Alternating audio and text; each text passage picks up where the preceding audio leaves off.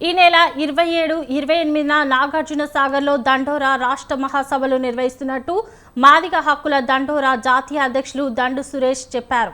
Somajiguda press క్లబ్లో మహాసభలకు సంబంధించిన పోస్టర్ను రాష్ట్ర అధ్యక్షులు శంకర్ మాదిగ, రాష్ట్ర వర్కింగ్ ప్రెసిడెంట్ శ్యామ్ మాదిగ తదితరులతో కలిసి ఆవిష్కరించారు. మాదిగలకు రావాల్సిన న్యాయమైన వాటా దశాబ్దాల సమస్య అన్నారు.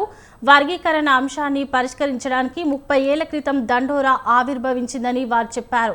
ఆనాటి నుంచి దళిత హక్కులపై అవగాహన కల్పిస్తూ మాదిగ జాతి ఎదుర్కొన్న సమస్యల పరిష్కారం కోసం కృషి చేస్తుందని చెప్పారు.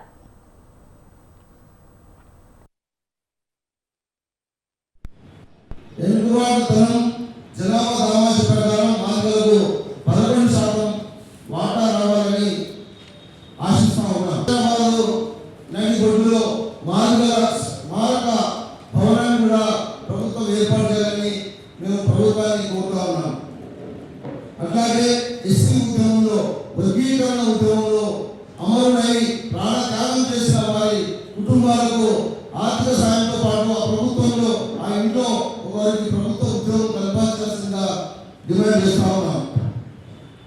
అట్లాగే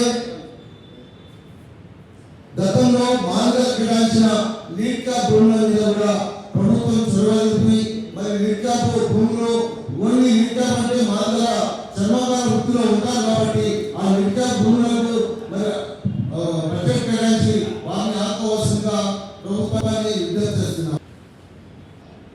నా పేరు కుంగర్ శంకర్ మాదిగ, మాదిగ హక్కుల దండోరా రాష్ట్ర అధ్యక్షుడు. ఈ నెల 27, 28 నాగార్జున సాగర్లో జరిగే మాదిగ హక్కుల దండోరా మహాసభలకు మాదిగలంతా అధిక సంఖ్యలో తరలి వచ్చి విజయవంతం చేయవలసిందిగా మాదిగ లోకానికి విజ్ఞప్తి చేస్తున్నాను.